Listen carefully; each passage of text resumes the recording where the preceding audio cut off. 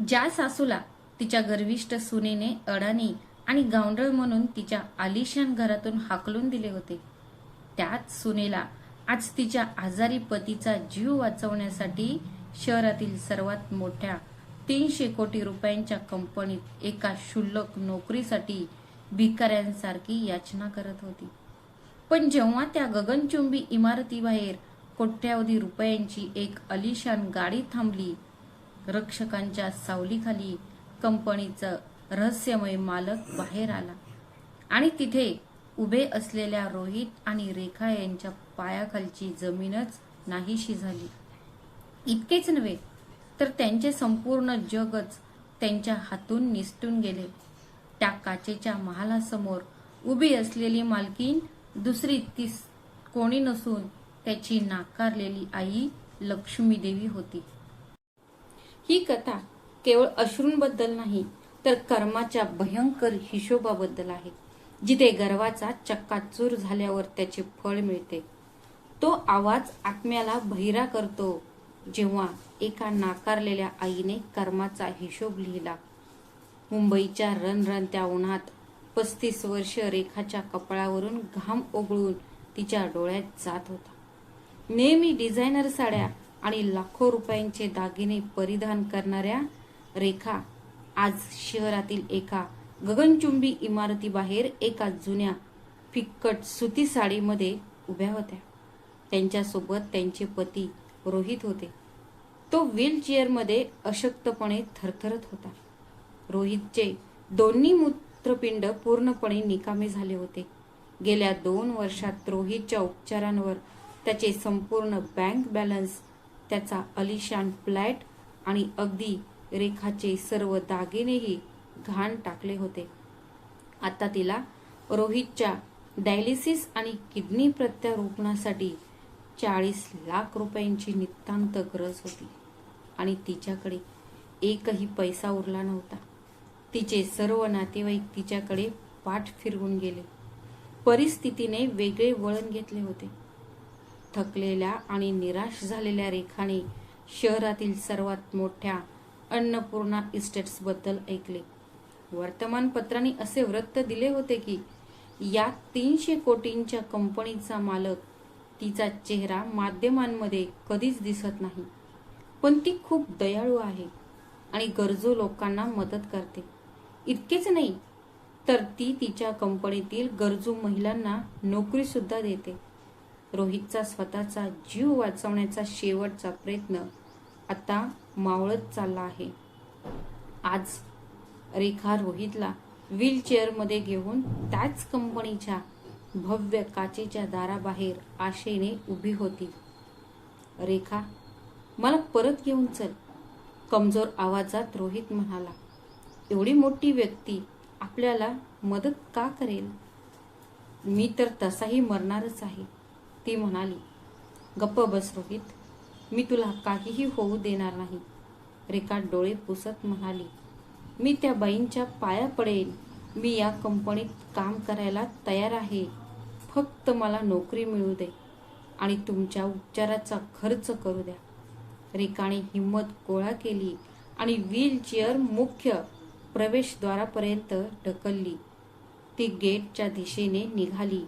रेखा रिसेप्शनला जाण्यासाठी गेट जवळ पोहोचताच 2 धिप्पाड सुरक्षा रक्षकांनी आपल्या काट्या उगारल्या.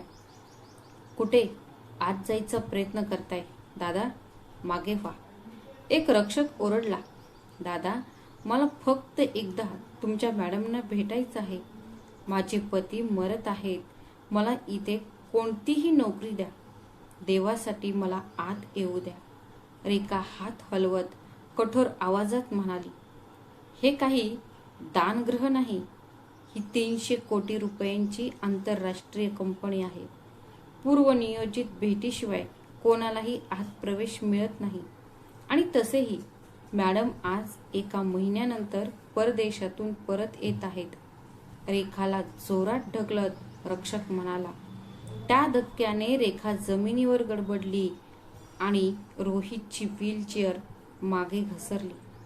रेखाच्या कोपराला जखम झाली होती. रक्त जोरात वाहू लागले. त्याच वेळी दुसऱ्या रक्षकाच्या वॉकी-टॉकीवरून एक आवाज आला, लक्ष द्या, मॅडमचा ताफा येत आहे, दरवाजा मोकळा करा. रक्षक तत्काळ कामाला लागले. त्यांनी जमिनीवर पडलेल्या रेखाला आपल्या काट्यांनी मारले. त्याने धमकी दिली, इथून चालते व्हा, मॅडमची गाडी येत आहे. जर त्यांनी तुम्हाला भिकारी म्हणून पाहिलं तर आमच्या नोकऱ्या जातील. मागे फिरा. रेखा जमिनीवर बसून रडत होती आणि आपल्या नशिबाला दोष देत होती. तेवढ्यात कंपनीचे भव्य लोखंडी दरवाजे उघडले. 2 काळ्या सुरक्षा वाहनांच्या ताफ्यासह एक चकचकीत रोल्स रॉयस कार कंपनीच्या वरांड्यात येऊन थांबली. त्या कारचा दर्जा असा होता की ती सर्वांच्या नजरा त्यावर खिळल्या.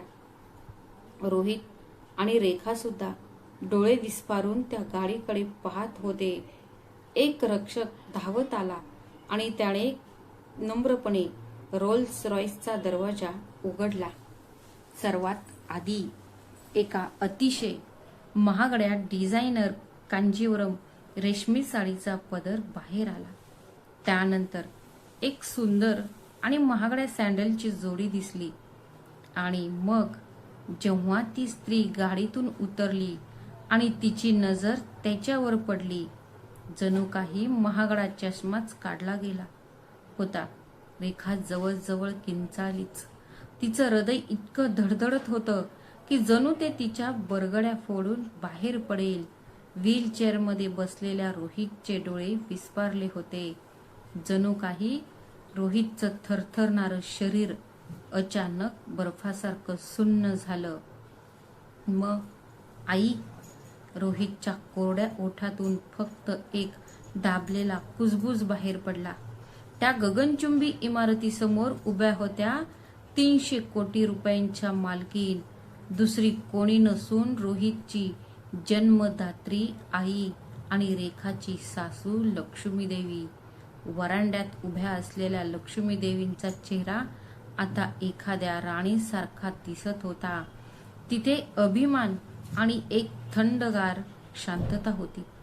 आणि रेखाचा श्वास तिच्या घशातच गोठला. ती थरथरत त्या चेहऱ्याकडे बघत होती.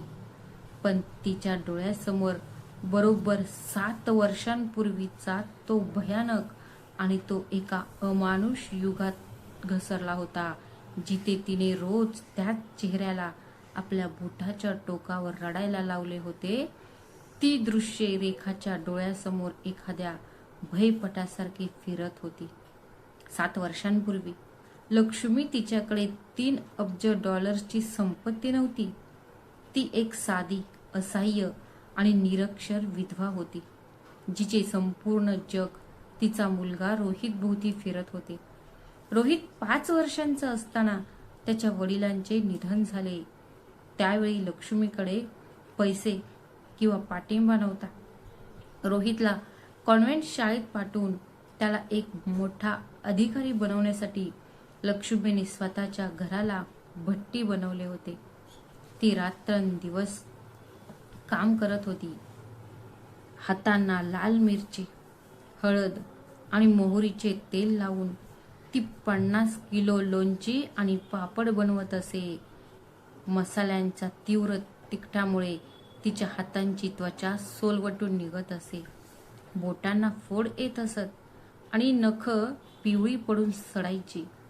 हिवाळ्याच्या रात्री जेव्हा रोहित पांघरुणात झोपायचा, तेव्हा लक्ष्मी लोणच्याच्या बरण्यात थंड पाण्याने धुवायची. त्या मसाल्यांचा वास तिच्या रक्तात आणि घामात मुरला होता. त्यांना त्याची पर्वा नव्हती, कारण त्यांचा मुलगा एक दिवस मोठा माणूस होणार होता आणि रोहित तसा झालाही. पण जेव्हा त्याने रेखाशी लग्न केले, तेव्हा त्यांना केवळ एक सूनच नव्हे तर एक अभिमानही मिळाला होता. ज्याच्या अंगाला गरिबी आणि खेडूतपणाचा वास येत होता, त्याची निवड झाली. लग्नाच्या दुसऱ्या दिवशी जेव्हा लक्ष्मीची त्याच सुती लेंग्यात आणि मसाल्यांचा वास येणाऱ्या हातांनी आपल्या सुनेला आशीर्वाद द्यायला गेल्या तेव्हा रेखाला किळस वाटली. तिने तिच्यापासून आपला चेहरा दुसरीकडे वळवला.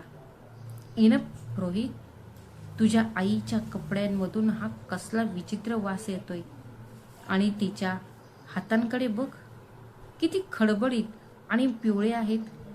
कृपया त्यांना माझ्यापासून दूर ठेवा. मला या हळदीबद्दल काहीच माहीत नाही आणि त्या तेलाच्या वासाने मला मळमळायला लागतं. महागडं अत्तर लावलेला रुमाल तोंडाला लावत रेखा म्हणाली होती, तो पहिला बाण होता जो लक्ष्मीच्या हृदयात घुसला. ती हळद आणि तेल, ज्या गोष्टींमुळे रोहितचे आयुष्य सोपे झाले होते, तीच गोष्ट तिच्या सुनेला उलटी करायला लावत होती. आपल्या पत्नीला ओरडण्याऐवजी रोहितने आपल्या आईला हळुवारपणे सांगितले, आई, तू तुझ्या खोलीत जा. रेखाला हे सगळं आवडत नाही. नंतर लक्ष्मीचा छळाचा काळ सुरू झाला, जो नरकापेक्षा कमी नव्हता. रेखाने घरात एक अव्यक्त लक्ष्मण रेषा आखली होती. लक्ष्मीला हॉलमधील सोफ्यावर बसायला परवानगी नव्हती.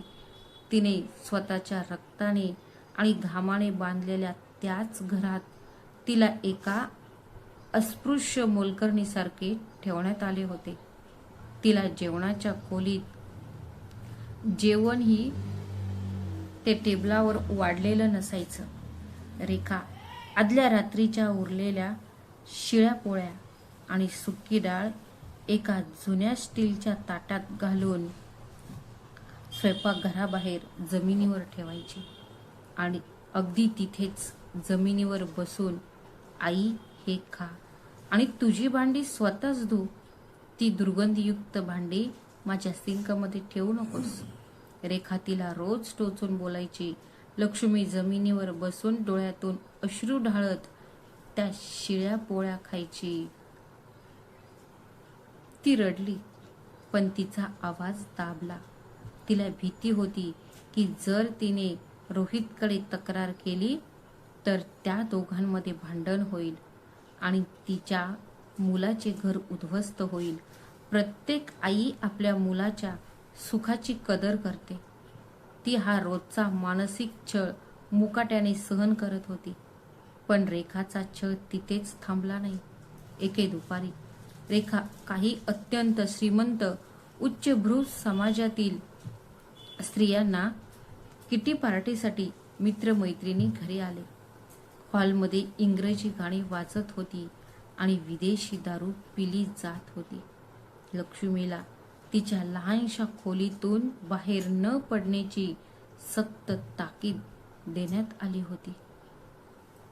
पण लक्ष्मीला खूप ताप होता आणि औषध घेण्यासाठी तिला पाण्याची गरज होती.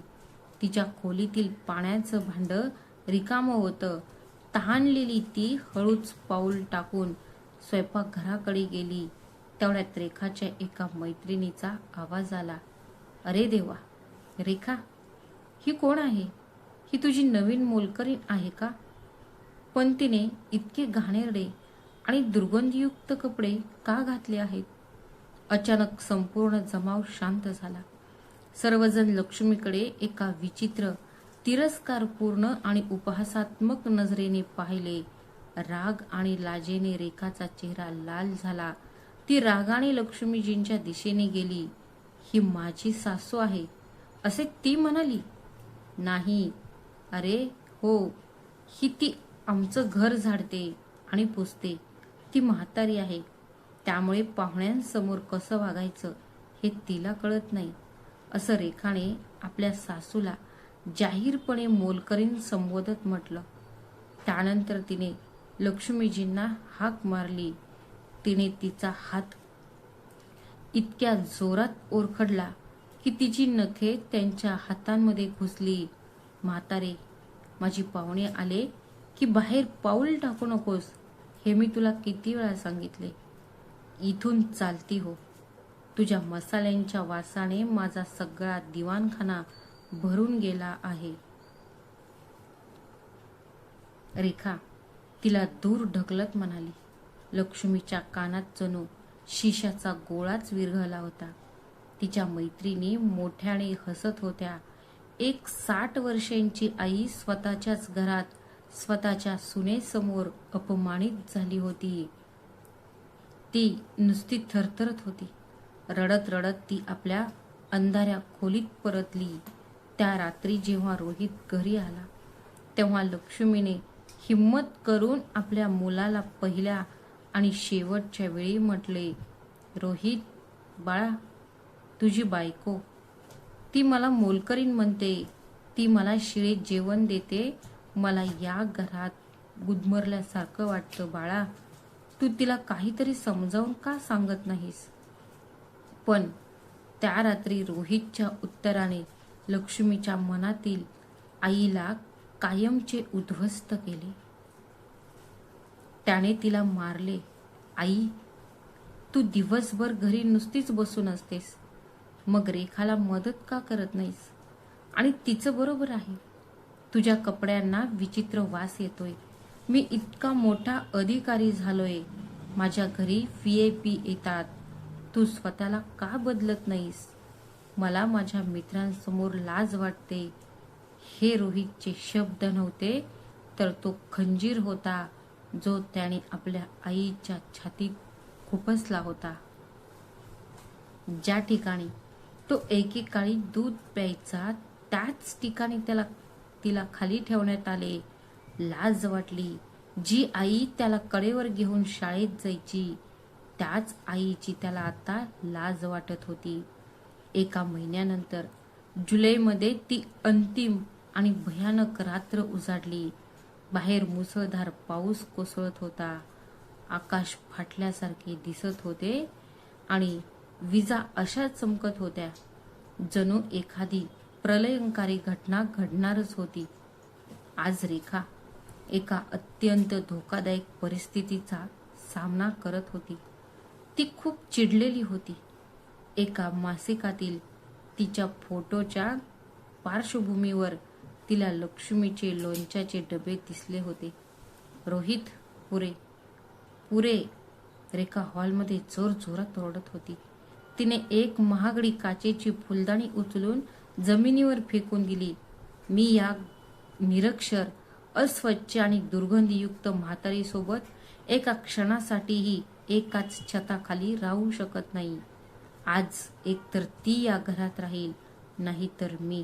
रोहित, आपल्या पत्नीच्या सौंदर्याने आणि प्रतिष्ठेने पूर्णपणे मोहित झालेल्या रोहितने त्या रात्री आपल्यातील उरलेली थोडीफार माणुसकीही गमावली. तो थेट लक्ष्मीच्या खोलीत गेला. लक्ष्मी तिची जपमाळ जपत होती. रोहितने ती तिच्या हातातून हिसकावून घेतली आणि फेकून दिली. त्याने पलंगाखालून एक जुनी गंजलेली सुटकेस बाहेर काढली आणि त्यात त्याला लक्ष्मीच्या सुती साड्या मिळाल्या. त्याने तिच्या साड्या आणि देवाची मूर्ती सुटकेसमध्ये कोंबली. रोहित, काय करतोयस बाळा? रात्रीचे 11 वाजले आहेत. बाहेर भयंकर वादळ आहे. लक्ष्मीची घाबरून उठल्या. तू आत्ताच्या आत्ता गावी जायचं आहे. आई, रोहित तिच्या डोळ्यात न पाहता म्हणाला, रेखाला इथे गुदमरल्यासारखं वाटतं.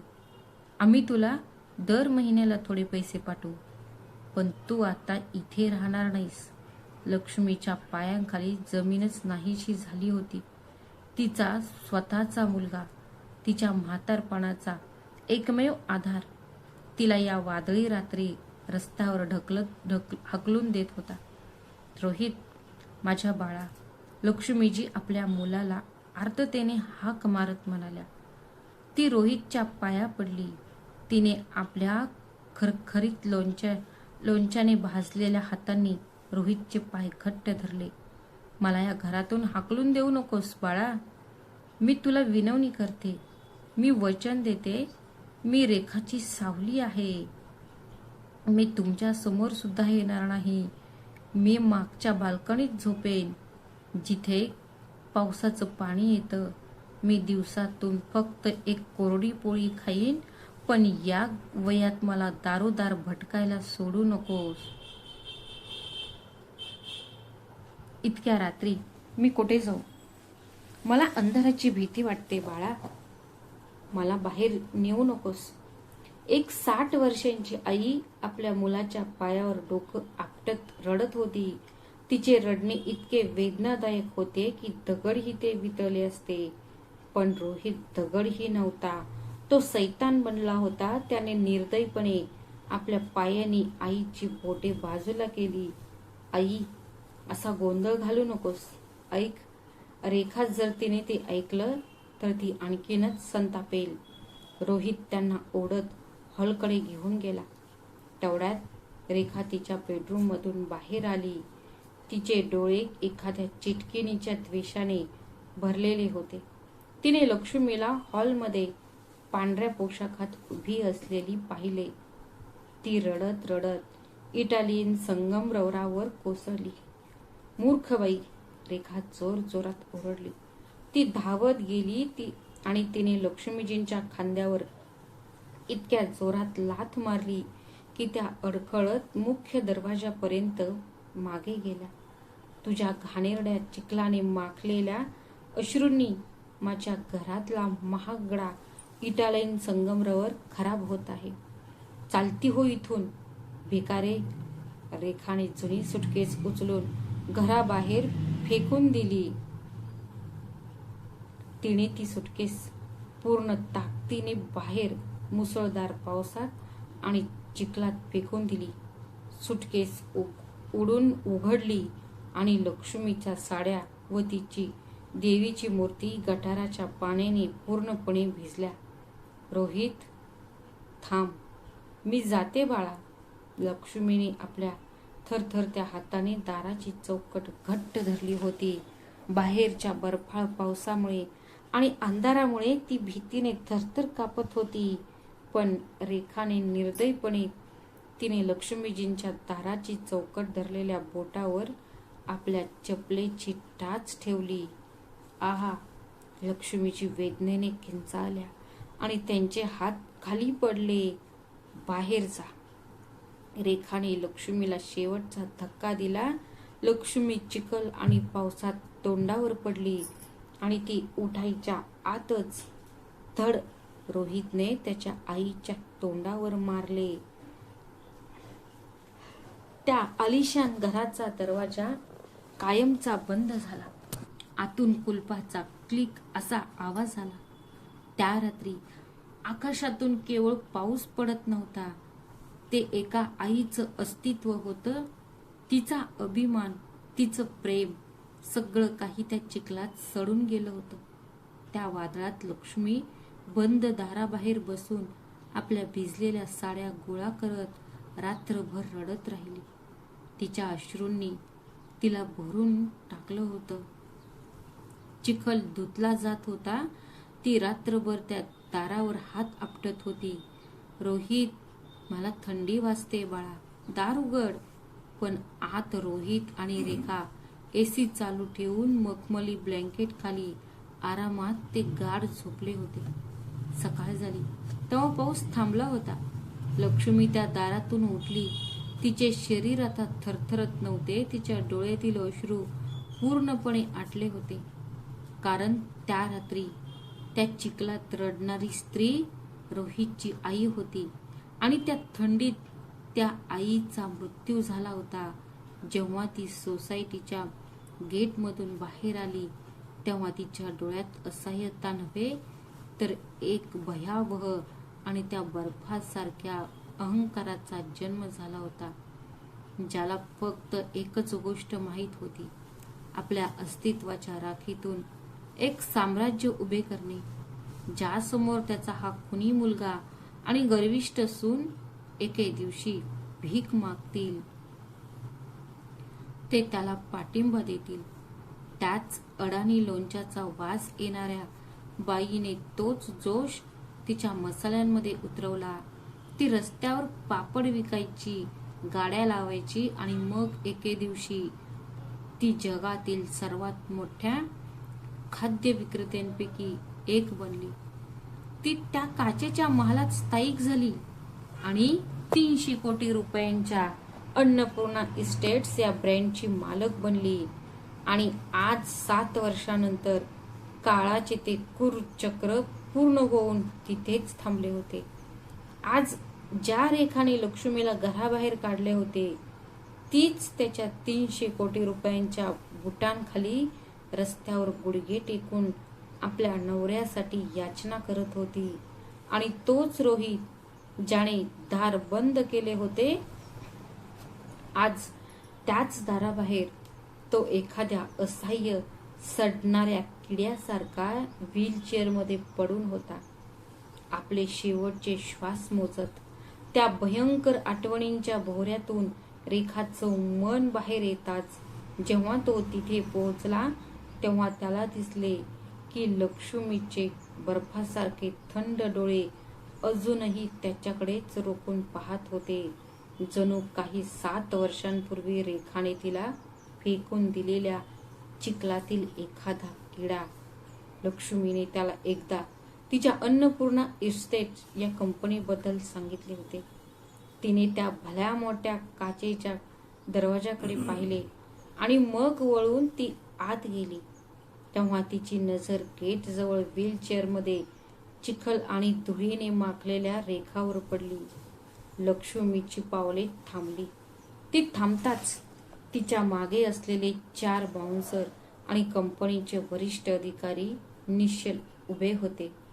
अचानक वातावरणात एक जडपणा जाणवला. एक भयान शांतता पसरली ज्यामुळे रोहितचा श्वास घशातच गोठून गेला. काही क्षणांपूर्वी रक्षकाने ढकलल्यामुळे जमिनीवर पडलेल्या रेखाच्या कोपरातून रक्त वाहत होते. तिचे डोळे भीतीने भरलेले होते. ती लाज आणि भयंकर अविश्वासाने पार कोलमडून गेली होती. तिला उठून पळून जायचे होते, जमिनीत गाडून जायचे होते, पण तिच्या पायांमध्ये आता तेवढी ताकद उरली नव्हती. रोहितला या भव्य अजिंक्य व्यक्तिमत्वात आपल्या आईचे प्रतिबिंब दिसले आणि जेव्हा तिने त्याला भयभीत अवस्थेत पाहिले तेव्हा त्याच्यात उरलेला आत्मभानही पूर्णपणे नष्ट झाला. आपल्या व्हीलचेअरमध्ये बसून तो एखाद्या लहान मुलाप्रमाणे जीव वाचवण्यासाठी कळवळून रडू लागला. आई, आई. रोहितने आपल्या व्हीलचेअरमधून देवी लक्ष्मीकडे आपले थरथरते अशक्त हात पुढे केले. त्याच्या आवाजात एक अशी आर्त विनवणी होती की ती ऐकून मृत्यूलाही त्याची दया आली असती. लक्ष्मीजी मोजक्या भारदस्त पावलांनी त्याच्या जवळ आल्या. एका रक्षकाने तत्काळ काठी काढून रेखाला मागे ढकलण्याचा प्रयत्न केला, पण लक्ष्मीजींनी केवळ हलकेच हात हलवल्या. लक्ष्मी रोहितच्या अगदी समोर उभी राहिली. तिच्या महागड्या परफ्यूमच्या सुगंधाने रोहित आणि रेखाच्या श्वासात शिरकाव गेला. काय गोंधळ घातला आहेस मिस्टर रोहित? लक्ष्मीच्या तोंडातून निघालेले शब्द अत्यंत कडवट होते. त्यात स्नेह किंवा हळवेपणाचा लवलेशही नव्हता. त्या आवाजात एक बर्फासारखी मृतवत शांतता होती. ती वेदना रोहितच्या काळजाला भेदून गेली. तिने त्याला तिचा मुलगा न म्हणता मिस्टर रोहित म्हटले होते. आई, मला माफ कर आई. रोहित मोठ्याने रडत होता. त्याने आपले हात जोडले होते. आई, माझे दोन्ही किडनी निकामी झाले आहेत. मी सर्वस्व गमावलं आहे. मी रस्त्यावर आलो आहे. माझ्याकडे उपचारासाठी 1 रुपयाही नाही. आई, मी वेदनाने तडफडून मरेन. मला वाचव. रोहितच्या अश्रूंनी लक्ष्मीच्या मौल्यवान चपलांजवळची जमीन भिजली. आपल्या पतीला मरणाच्या दारात असे याचना करताना पाहून रेखानेही आपला सगळा अहंकार, आपला सगळा गर्व सोडून दिला. उच्चभ्रू असल्याचा तिचा गर्व एकाच क्षणात धुळीला मिळाला. ती दोन्ही हातांनी लक्ष्मीच्या चपला घट्ट पकडून पुढे सरपटली. आई, मला माफ कर. रेखा कुत्र्यासारखी गयावया करत होती.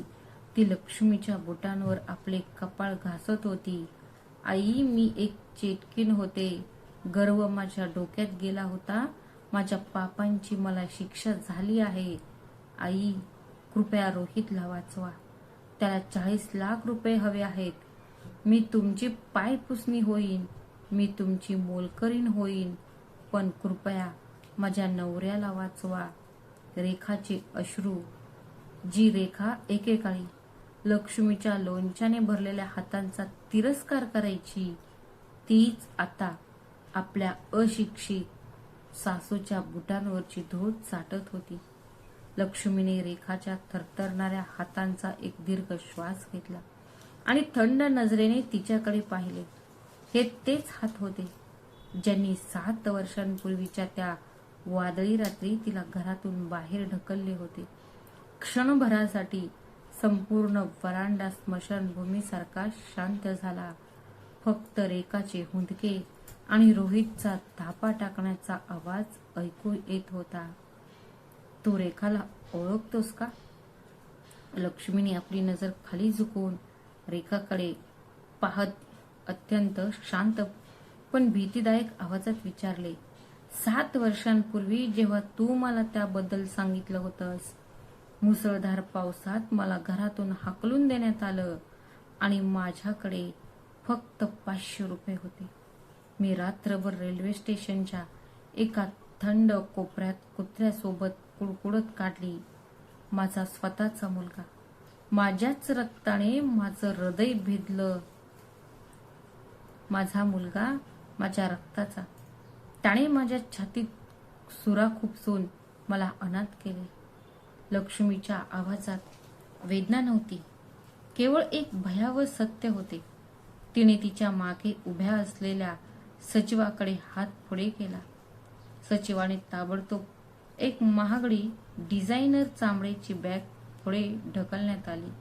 लक्ष्मीने त्यातून तिचे चेकबुक आणि सोन्याचा मार्कर पेन बाहेर काढला. हे पाहून रेखा आणि रोहितचे डोळे अचानक चमकले. एका लोभी असहाय्य आशेचा किरण दिसला. आई म्हणजे आईच असते. ती आपल्या मुलाला असे दुःख कसे पाहू शकणार होती? तिने त्याला माफ केले होते. लक्ष्मीने पेनाने काहीतरी खरडले. तिने झटक्यात चेक फाडला. रोहितचे डोळे चमकले. आई, देव तुझं भलं करो. आई, तू माझा जीव वाचवलास. मला माहित होतं की तू मला मरू देणार नाहीस.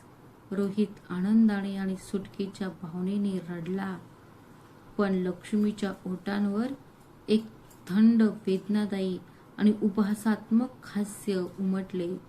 तिने तो चेक रेखाच्या पुढे केला. त्यावरची रक्कम स्पष्टपणे लिहिलेली होती, 40 लाख रुपये. जेव्हा तिने चेक घेण्यासाठी हात पुढे केला तेव्हा लक्ष्मीच्या बोटांनी हवेतच रेखाचा हात इतक्या घट्ट पकडला की रेखाच्या मनगटातील नसा वेदनेने ताणल्या गेला. रेखाला घाम फुटला. ही काही दानधर्म नाही रेखा. लक्ष्मीजींचा आवाज कडकडणाऱ्या विजेसारखा अचानक शांततेत घुमला. ही तुझ्या पतीच्या आयुष्याची किंमत आहे, जी मी एक गुंतवणूकदार म्हणून चुकवत आहे. आणि माझ्या कंपनीचं तत्व आहे, मी जिथे कुठे गुंतवणूक करते तिथे प्रत्येक पैसा व्याजासहित वसूल करते. मी गुंतवणूकदार, व्याज. रेखा अडखळत म्हणाली. तिचा चेहरा फिका पडला. हो, लक्ष्मी थेट म्हणाली. मी हे 40 लाख रुपये थेट शहरातील सर्वात मोठ्या रुग्णालयाच्या खात्यात जमा करेन. रोहितवरचे उपचार उद्या सकाळी सुरू होतील. त्याचा जीव वाचेल, पण त्या बदल्यात तुला माझ्या कंपनीत काम करावं लागेल. तुला एका करारावर सही करावी लागेल. रेखाच्या डोळ्यात आनंदाश्रू तरळले. तिला वाटले की कदाचित तिची सासू ऑफिसमध्ये कोणीतरी मला काही काम देत आहे. हो आई, हो, मी करेन. मी तुमच्या कंपनीत रिसेप्शनवर काम करेन किंवा कोणतीही फायलिंगची कामं करेन. मी आयुष्यभर तुमची सेवा करेन. रिसेप्शन? लक्ष्मीजींच्या घशातून एक लहान पण अंगावर काटा आणणारे आणि भयानक हास्य बाहेर पडले, ज्यामुळे रेखाच्या अंगावर काटा आला. तुला माझ्या कंपनीच्या रिसेप्शनमध्ये बसायचा अधिकार नाही, लक्ष्मी एक एक करून म्हणाले. तिने तिच्या HR मॅनेजरकडे पाहिले, जो तिच्या मागे एक फाईल घेऊन उभा होता. मिस्टर शर्मा, लक्ष्मीने रेखाकडे न पाहता आदेश दिला. या बाईंची नियुक्ती, एक पत्र आणि 10 वर्षांचा बॉन्ड तयार करा. उद्या सकाळी 7 वाजल्यापासून ती माझ्या कंपनीच्या तळमजल्यावरील आणि तळघरातील सार्वजनिक स्वच्छतागृहे स्वच्छ करेल. सर्वात खालच्या संघात त्याचे नाव तळाशी असेल. हे शब्द ऐकून रेखाचे संपूर्ण शरीर थरथरले, जणू कोणीतरी तिला 1000 ओलचा धक्का दिला आहे. तिचा स्वाभिमान, तिचा उच्च भ्रूदर्जा, तिची डिझायनर जीवनशैली, सगळं एका क्षणात जमिनीवरच्या एका दुर्गंधीयुक्त कचरा पेटीत जळून राख झालं.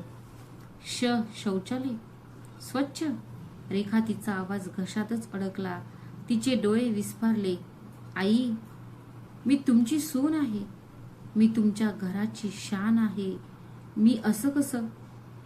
तू माझी सून नाहीस, लक्ष्मी अचानक रेखाला म्हणाली. त्या बर्फासारख्या थंड डोळ्यांनी तिच्या डोळ्यात पाहत ती इतक्या मोठ्याने ओरडली की रेखा भीतीने जमिनीवर मागे पडली. तू घराची शोभा नाहीस. तू इतकी गर्विष्ठ आणि नीच बाई आहेस की तुला माझ्या हातच्या लोणच्याचीही पर्वा नाही.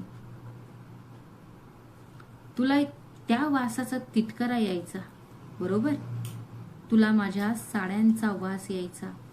आता ऐक, लक्ष्मीजी रेखाच्या चेहऱ्याकडे बोट दाखवत म्हणाल्या. आता पुढची 10 वर्षे जोपर्यंत तू हे 40 लाख रुपये परत करत नाहीस, तोपर्यंत मी माझ्या घामाच्या आणि रक्ताच्या कमाईने लोकांची घाण साफ करून पैसे फेडत नाही, तोपर्यंत तुला माझ्या कंपनीच्या शौचालयांमधून फिनील आणि ॲसिडचा दुर्गंध येत राहील. रेखा एखाद्या वेड्यासारखी जमिनीकडे मान हलवत होती, पण ती स्वतःला झोकून देऊ लागली. नाही आई, असं करू नकोस. मी मरेन. मी ती गटार साफ करू शकत नाही. माझ्या अश्रूंनी तुझ्या घरातल्या इटालियन संगमरवरावर डाग पडत आहेत. हे तू मला सांगितलंस नाही का? लक्ष्मीच्या आवाजात आता न्यायाचा हातोडा होता, ज्याने रेखाचा स्वाभिमान धुळीस मिळवला. आता गुडघ्यावर बसून तुझ्या त्या डिझायनर साडीने माझ्या 300 कोटींच्या ऑफिसचा संगमरवर फोडून काढशील? तू तुझ्या पदराने त्याला चमकवणार का? लक्ष्मी रोहितकडे वळली. लाज, असह्यता आणि भीतीमुळे रोहितला आता वर पाहता येत नव्हते. तो फक्त रडत होता. आणि तुम्ही, मिस्टर रोहित? लक्ष्मीची एक दीर्घ श्वास घेऊन म्हणाल्या. तुम्ही नक्कीच जगाल. तुम्ही श्वास घ्याल, पण फक्त यासाठी की तुम्ही रोज या व्हीलचेअरमध्ये बसून तुमच्या गर्विष्ठ पत्नीला लोकांच्या घाणीसमोर उघड पाडू शकाल.